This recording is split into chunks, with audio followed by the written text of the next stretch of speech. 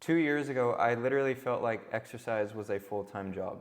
I was having to drive to the gym, I was working out for 2 hours a day, and then I would come home, cook, clean, and at a certain point, that's just not sustainable, and you're gonna burn out. That's exactly how I felt. I wanted to continue to see results, but I was like, dude, at what cost? Like, I can't continue living like this. And so I just wanted a solution. I wanted something that was different than the way that I was currently doing it. And that's when I accidentally stumbled upon the 80-20 principle again.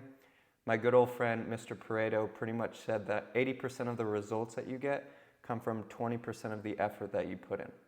And I've heard this in productivity or a business sense. I started to apply this, but more in a fitness kind of mentality. How can I apply this to the exercise selection or what I'm doing in the gym? The biggest challenge for me when applying this principle to my exercise routine is just not believing that a 40-minute workout can be enough to really propel you forward or give you enough results. Now, I used to go into the gym and work out so much volume to the point where I was physically impaired the next day, but I just thought that's how it works. If I am not sore, if I'm not in so much pain the next day, then I didn't work out properly. I didn't work out enough to make myself see the results that I want. Now, this is complete BS, and I really hope that this video can change your mind on that.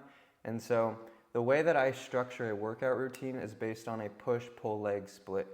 A push workout just means that it's chest, shoulders, and triceps. A pull workout is back and biceps, and a leg workout is a leg workout.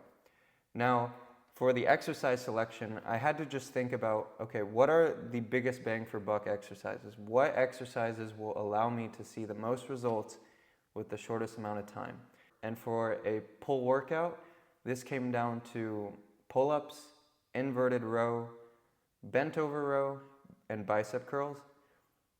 And then for push, this is the pike push-up, bench press, dips, and then a tricep dip. And lastly, for legs, this one is just Bulgarian split squat, hamstring curl, and then a single leg hip thrust. For the intensity portion, I typically will just do 3 sets of 6 to 12 reps for all of those and just measure my progression over time. The way that I measure my progression is just based on the amount of weight that I'm pushing, pulling, or lifting. If I was lifting 45 pounds with bench press, I want to make sure that over the next couple months or couple weeks that I see that number slowly move forward. We can't really mention the word body transformation without mentioning the word nutrition. Now, I think this word kind of scares a lot of people because they don't want to limit themselves to a diet or they have social obligations and they just don't know how to manage this in a realistic way. Now, about 2 years ago, I did the opposite of managing it in a realistic way. I would just watch my friends eat if we would go out. And this is kind of weird because I just didn't want to eat what they were eating because I was dedicated to my craft and I would do anything to have that six-pack.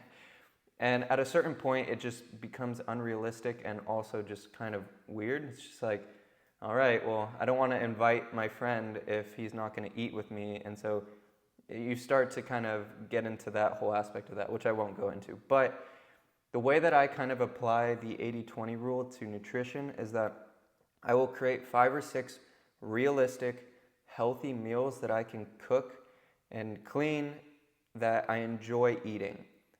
The enjoy eating part is the most important because you can eat 5 or 6 meals that are healthy, but if you want to shoot yourself every time you eat them, then why are you doing that in the first place? Use seasonings. Take the time to learn how to actually cook a meal that you enjoy.